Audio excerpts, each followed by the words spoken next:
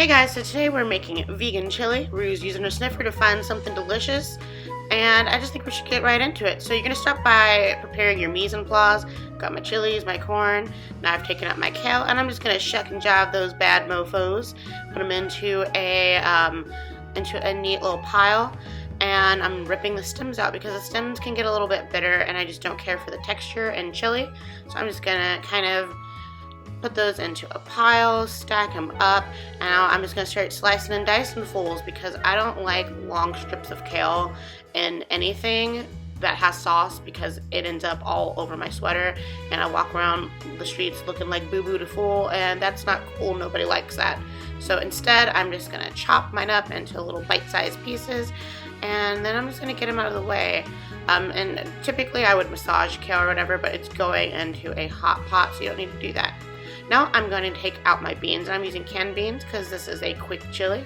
I'm using 2 cans of kidney beans and 1 can of black beans, and I got these on sale at my local New Season store.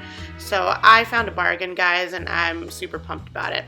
Speaking of bargains, I'm going to grab my avocado oil that I got from Costco. I think that's like 32 ounces of avocado oil, and it was about $8, y'all. I was living the frugal dream. So now I've tossed in some onions, and I'm just sweating them like they owe me money. And to that, I'm going to take some ground cumin, and I'm adding a tablespoon of ground cumin. You can add less if you want in your chili, but in mine, we're getting a tablespoon. I am also going to take a teaspoon of chipotle powder, teaspoon of Hungarian paprika, and I'm going to bloom those bad boys in the oil because that releases all the flavor, kind of wakes up those spices. Now I'm taking a little bit of Mexican oregano, and I'm just going to throw that in there, and they're just going to kind of sweat with those onions. Now that a fond is developed, I'm going to throw in some tomato paste, and the fond are those little dark bits that stick to the bottom of the pan, and that's where the flavor lives.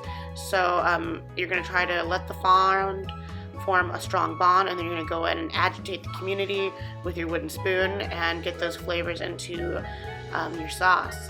So you're just going to stir those around and let them rest. Now I'm going to add some garlic. I believe that was about 3 or 4 cloves of garlic. You could add less or more.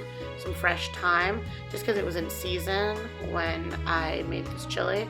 This is kind of an old video that I'm redoing because the sound quality was terrible, guys.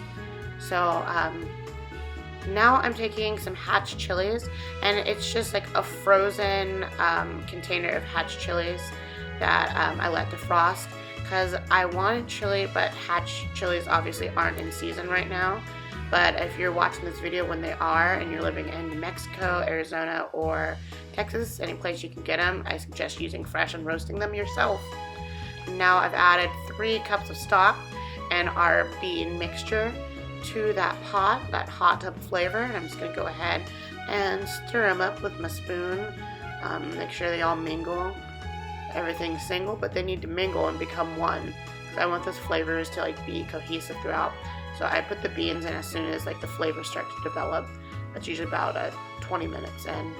Now I'm taking my kale, and I'm just throwing those bad boys in there, and I just add something really hearty and nutritious to this already hearty and nutritious soup. And I just really love the way it looks right now. It looks so good. Now I'm going to take some frozen corn, and I added about 1/4 cup frozen corn to that. And like I said, you're the boss of your chili, but if you like a lot of veggies, then go ahead and throw them in. Can't hurt, and it adds really nice texture. So now I'm going to work on the garnish, and I'm just taking some coconut oil and some frozen corn that's been defrosted, and this is crucial. You're going to want to put a splatter guard on top of your pot, because those babies are going to pop, lock, and drop all over your floor, and they might even like burn you. So make sure that you have them covered, and then you'll have something like this. And these are the blackened fried pieces of corn. And I just topped it with some vegan sour cream, tomatoes, and olives, and I'm ready to party. But if I'm feeling super naughty, I can get some Fritos and some sliced Daiya cheese, top them with some corn and olives, and now I am going to spoon over that delicious vegan chili. And you've got a Frito pie, guys, and you could even throw that into like a Frito bag if you want to and kick it old school with a fork, but I'm an adult, so I like to eat my Frito pie out of a bowl. I'm a grown woman, y'all. Anyways, so we just added our daiya cheese and some olives, some tomatoes, pretty much the same garnish that I put on the chili, but now I'm eating them on top of Fritos and some green onions. And this was actually inspired by Divas Can Cook, but it's a vegan version.